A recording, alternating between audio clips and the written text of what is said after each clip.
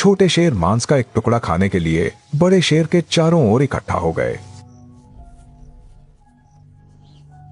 नतीजतन उसे बड़े शेर ने बेरहमी से भगा दिया। अधिकांश भालू जैसे जानवरों की तरह बड़े शेर शावकों को पालने में बहुत अधीर होते हैं। जब भी उन्हें मौका मिलता है वे एक छायादार जगह ढूंढकर अच्छी नींद ले लेते हैं। झुंड में छोटे शेर पूरी तरह से अपनी मां द्वारा पाले जाते हैं। किसी भी मां के लिए शावकों को पालना बहुत मुश्किल काम है। शेरनियों के पास खुद की सफाई के लिए केवल तभी थोड़ा समय होता है जब छोटे शेर आराम कर रहे होते हैं। एक दिन उनके इलाके में एक आवारा नर शेर आ गया।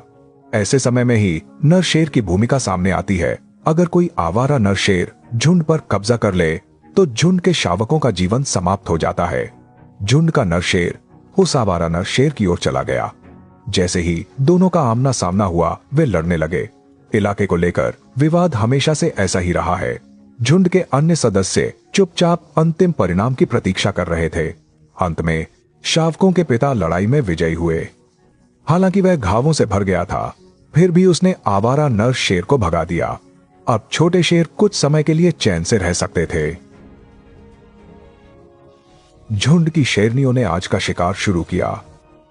यहां अभी शुष्क मौसम है। सारे शाकाहारी जानवर पानी के इन गिने चुने स्रोतों के पास ही इकट्ठा होते हैं। शेरानियां चुपचाप अपने शिकार के पास पहुंच रही थी। जल्द ही उन्होंने शिकार के लिए अपनी अपनी जगह चुन ली और फिर शिकार शुरू हुआ। झुंड के सदस्यों के प्रयासों से आज उनके हाथ अच्छा शिकार लगा। तभी लकड़बग्घों का एक झुंड आसपास आ गया। यह स्पष्ट था कि लकड़बग्घों का इरादा ठीक नहीं था।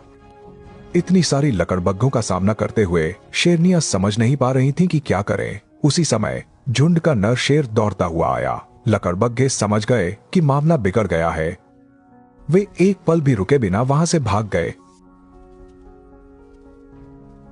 जैसे जैसे सूखा मौसम बढ़ता गया, शेरों के लिए शिकार करना और भी मुश्किल हो गया।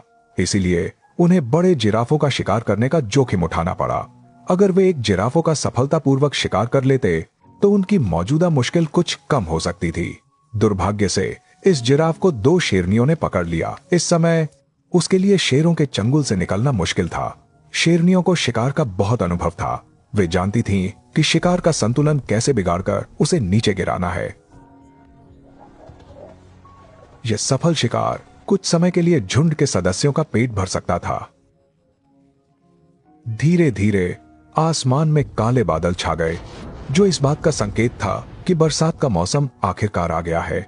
बारिश के पोषण से सूखी और कठोर वनस्पति में नई जान आ गई। छोटे शेरों ने भी सबसे कठिन समय पार कर लिया था। जब वे सफलतापूर्वक बड़े हो जाएंगे तो झुंड की ताकत और भी बढ़ जाएगी।